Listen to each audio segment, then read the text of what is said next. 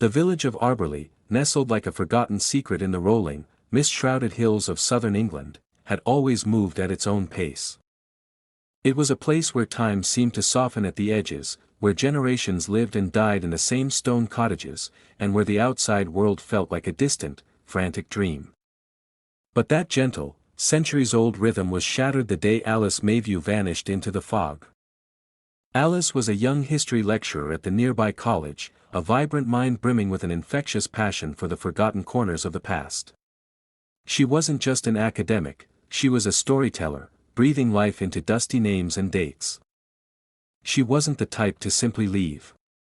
Her last diary entry, found on her neat bedside table, was a stark counterpoint to her usually eloquent prose, as cryptic as it was chilling. "Tonight, I'm finally going. After midnight.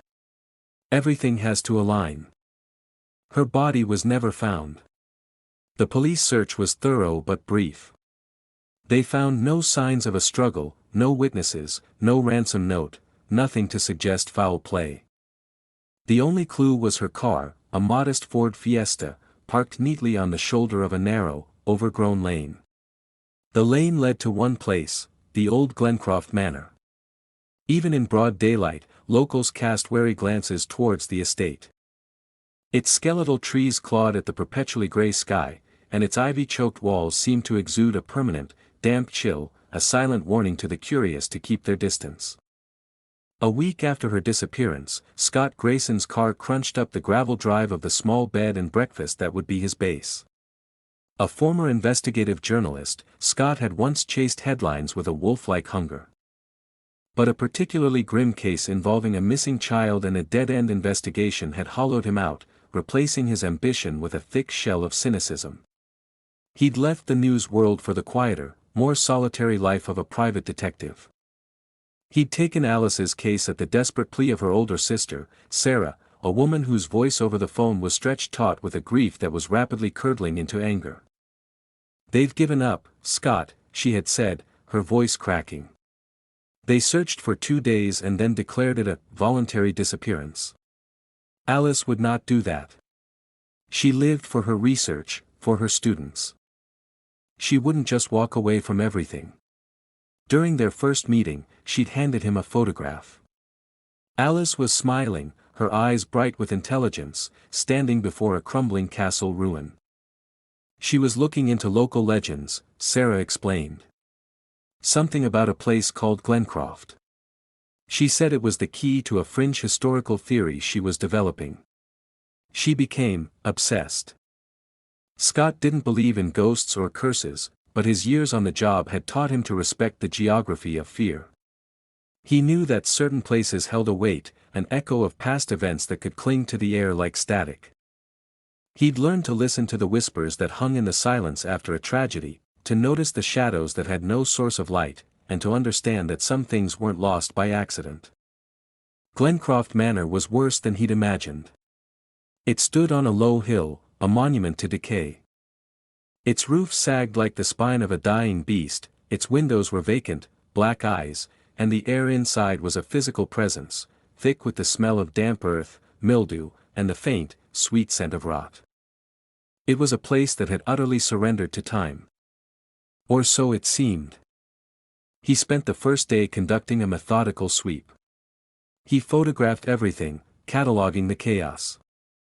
In what must have once been a grand study on the second floor, he found the first true anomaly. Amidst the debris and dust stood a magnificent long-case clock. An antique, an 18th-century masterpiece of carved dark wood. What was truly unsettling was that it was working. Its brass pendulum swung in a steady, hypnotic rhythm, a silent metronome in a house devoid of life. He checked it for a keyhole, there was none he could see. He ran his hands along its sides, searching for any sign of a modern battery pack or mechanism. There was nothing. It simply ran, a mechanical heart beating in a dead house. That night, he stayed. He set up a small observation post in the study, his equipment spread out on a dusty sheet, a thermos of black coffee, a high-powered flashlight, a laptop, and a motion-activated camera aimed at the clock. The silence of the manor was absolute, broken only by the house's groans and the relentless, unnerving tick-tock of the clock. When the clock struck midnight, its chimes were shockingly loud, a deep, resonant peal that echoed through the empty halls and seemed to vibrate in his chest. As the final chime faded, he felt a strange shift in the air, a subtle pressure against his eardrums, and the temperature in the room dropped several degrees. He noted it in his log, attributing it to drafts in the old house. But when the clock struck 1, he saw it. A heavy velvet curtain, which he had meticulously photographed as being drawn halfway across a grimy window, was now fully, perfectly closed. He froze, his senses on high alert. He replayed the footage from his camera. The curtain hadn't moved. In one frame, it was open, in the next, it was shut. There was no motion, no transition. It had simply changed state between the ticks of the clock. An hour later, at 2, it happened again. A leather-bound book that had been lying flat on the desk was now standing upright on its spine. At 3, a fresh, deep scratch appeared on the wooden floor near the fireplace, as if a heavy piece of furniture had been dragged across it. A cold dread, sharp and unfamiliar, crept up his spine. This wasn't a haunting. Ghosts were interactive. This was something else. It was systematic, precise, and impersonal. The clock wasn't just telling time. It was an engine, and with every chime, it was subtly rewriting the room's reality. The manor wasn't just empty, it was being altered, reset, piece by piece. Alice hadn't just stumbled upon this place. She had been drawn here by this very phenomenon. The mystery of the night clock had its hooks in him, and Scott knew, with a certainty that chilled him to the bone, that it would not let go. The days in Arborley bled into one another, a disorienting cycle of sunlit research and nocturnal vigils. Scott's guide through the labyrinth of local history was the town archivist, Madeline Lowe. Glencroft has always been an oddity, she told him, her voice low. It was built in the 1720s by a man named Alastair Finch. The Night Chronicler. He believed time wasn't a river, but a book with countless pages, and that Glencroft was built where the pages were thin. A fold, he called it, where you could glimpse other possibilities. Scott found Finch's papers in a damp crate in the cellar. The journal entries grew more erratic over time, detailing his experiment with 2 clocks, the regulator to drift between layers, and the anchor to hold his own reality steady. October 17, 1731, the regulator is complete. Its chime is the key, it resonates with time's frequency, allowing the walls of this house to slip between the layers. November 1, 1731, I have seen him. Another me. He stood across the room, older, more tired. We are like ghosts to one another. The anchor must be calibrated. December 12, 1731, the alignment is tonight. The anchor is set to 012, the moment of weakest resistance. I fear what I will find. What if I am not the original? What if I am merely the echo? Following an old map, Scott discovered a hidden, windowless chamber behind the library wall. Inside, on a stone pedestal, stood the anchor clock, its hands frozen at 012. As he examined it, his fingers found a loose panel on its back. Tucked inside was a single, folded piece of parchment, brittle with age. It was Finch's final entry, the ink frantic and smeared. They are not echoes. God forgive me, they are not empty reflections. There is another presence here, in the space between the pages. A consciousness that dwells in the wellspring of this power. It does not reflect, it watches. It is ancient and hungry. It has taken root in my other selves, wearing them like coats. I have seen its true face in their eyes. The experiment is a trap. The clocks do not let you see, they let it see you. I am going to destroy the anchor. It is the only way to close the door. The well, it is the heart of it all. The gravity of the well. The entry ended there. Finch had failed. That night, Scott waited. As midnight chimed, the air grew heavy.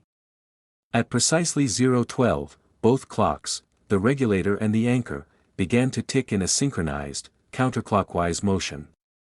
A powerful hum vibrated through the floor as the room's geometry twisted.